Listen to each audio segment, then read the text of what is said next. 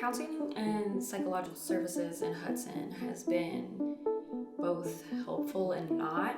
I have found accessibility services to be helpful. Sometimes it can be a bit challenging to use, but overall it has helped me with my mental illness. I feel like I've never had a bad therapy session, but the planning around it and like the infrastructure, the rest of it is really where I kind of get annoyed sometimes. I feel like overall, the way the university has treated mental health has, in a way, been stigmatized.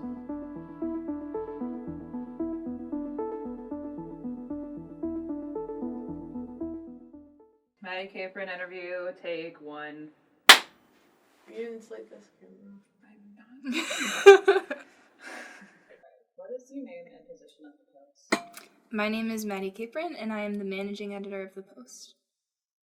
I decided to write the article for the Post because a lot of people were telling me that they were being impacted by this topic, and I thought that it was something that the university should be aware of that's happening, because I think that it's something that a lot of people turn a blind eye to. So I decided that I thought that it was something that needed to be written about. Basically, anyone who thinks that they should be accommodated or they think they have a disability that would affect them in their classes, they can register with accessibility services to be accommodated. And CPS is counseling and psychological services, which can provide care for people who think that they need it. Because mental health conditions really can alter the way that you take classes, it can be difficult for accessibility services to really pigeonhole people and say, okay, because you are saying that you have depression, we're going to do X, Y, and Z number of things for you. You have anxiety, okay, we'll do this. So it's really a case-by-case basis there, where for those other conditions, it kind of can be more of a blanket statement of like, this is what will help someone with ADHD, because it's not as cut and dry there.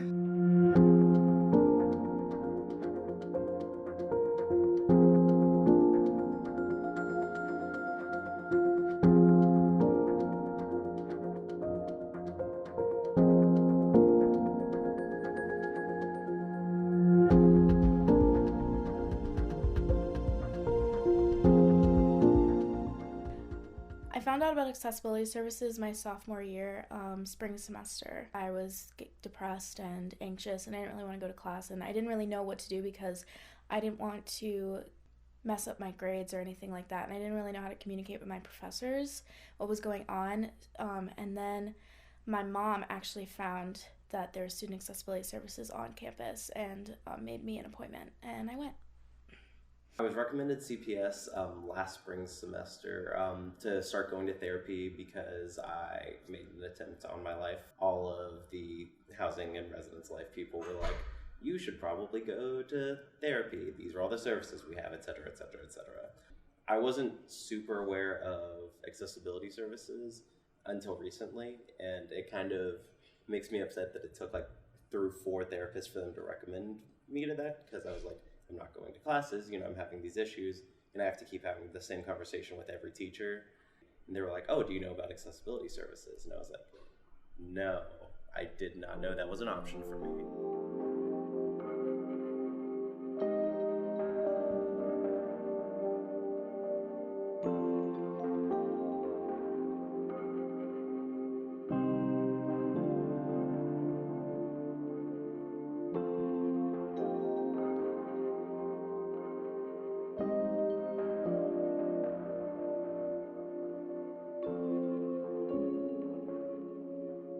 So at the beginning of each semester, almost every single one of my professors goes over accessibility services when we look at the syllabus. But yeah, I don't entirely think it is enough, because it is kind of sometimes professors put it in there because they're required to put it in there, and it doesn't actually mean that, it doesn't mean that they mean it. I've experienced before where a professor has had it in their syllabus, and when I've come to them with my accommodations, they could care less. I feel like it really is hit or miss. I've had professors who just weren't as receptive to the idea of mental health. I kind of feel like most of the time a teacher will just be like, you know what it is if you have it, so I'm not going to bother explaining it. Which is fine, more often than not, yes, but I think the 1 out of 100 Like my case, for example, would have been very helpful if I knew what those services entailed. There has to be more training maybe on how to actually talk about it with their students, because it is a big deal. Like, college students burn out very quickly without services. So, like, I think that they need to actually mean it or have a backup if they don't really care of how to, like a TA or something that knows how to deal with it, because it is a big deal. A lot of students drop out because they're not getting the services they need or the support from their professors. It's almost felt like an afterthought as opposed to something that is at the forefront of college life. In a lot of my reporting, I found that even though they are saying that they have these services and are going to follow through with that, a lot of people have different experiences with that, and that it really comes down to that professor's relationship with that student and how they react to things. So I don't know if it's going as far or if the university is doing exactly what they think they're doing in that realm, because it really comes down to personal biases, the way that people act toward a specific student, and it's not always being handled the way that I think the university thinks it is. Just because people are putting that statement in there doesn't mean that they always are following up on that.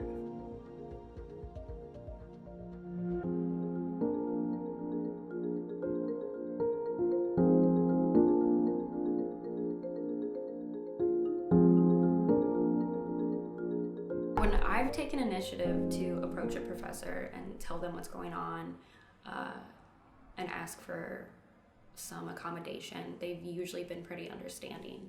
When I've tried to go through the proper channels, the people who are not like directly related to me and my coursework haven't always heard me out.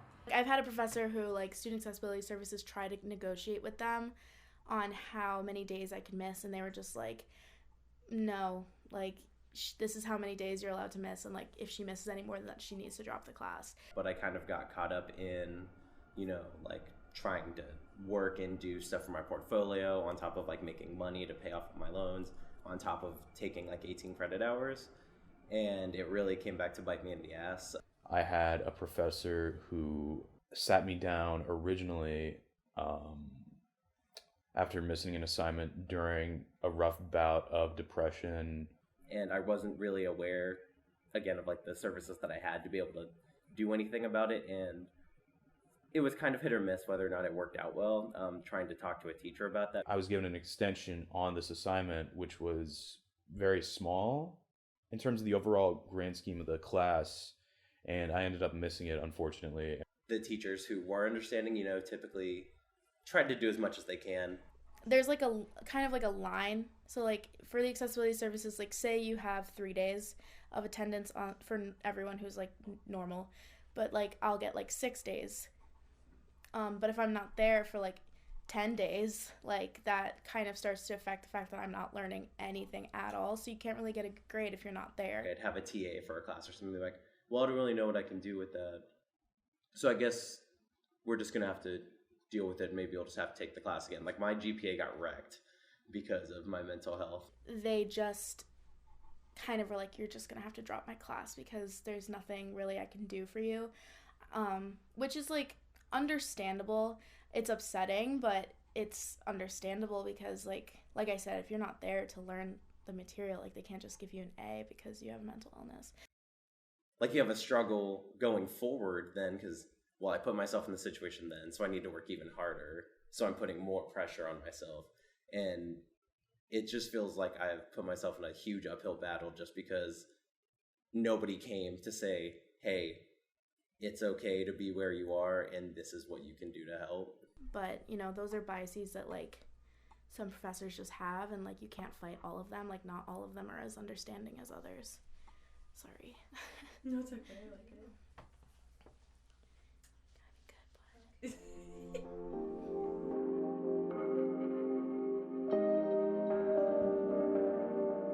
I think because it's so tricky to diagnose mental health, first of all, and that a lot of students don't know that they are going to need those accommodations before they come up, I think that it could be something where they reevaluate that process, just because I think it is very hard to blanket statement every single person who has a mental health condition. I think one of the biggest things that people with mental illness have to learn is that you need to advocate for yourself before anyone else will. So I think accessibility services is a really nice transition into starting to advocate for yourself and telling people what you need in order to get work done and be productive in your life.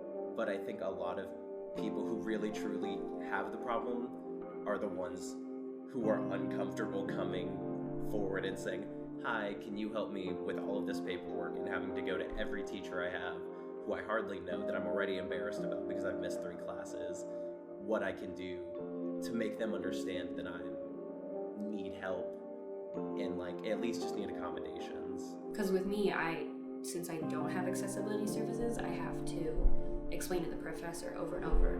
Whereas if I had that marked, I wouldn't have to always explain it. It would just be on my record. They would see, hey, we have a student that has this issue, and we can help them. I don't think that it should be as difficult as it seems to be.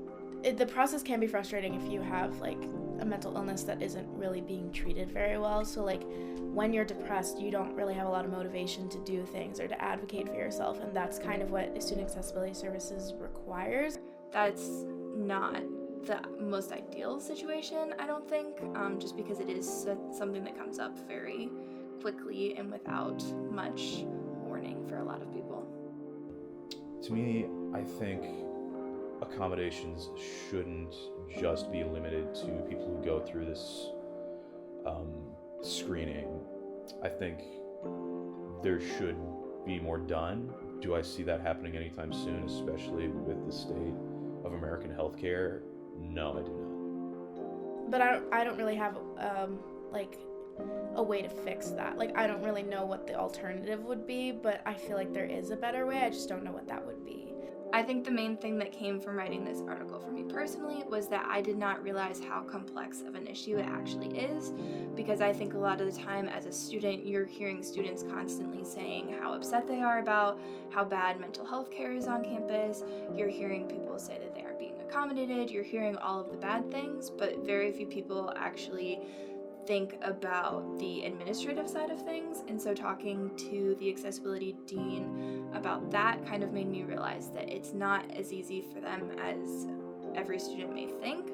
It does take a lot of time, and it is very individualized, and it's really hard when you have so many students to really sit down and say, okay, what is the best way to treat every single one of these students and how to accommodate them and make sure that they're having the best experience that they can, because something that may be super for one student is detrimental to another. So it's really hard for them to do that, and I think that that's one of the biggest takeaways from me writing that article, was that it's not as cut and dry, I think, as many students may think it is.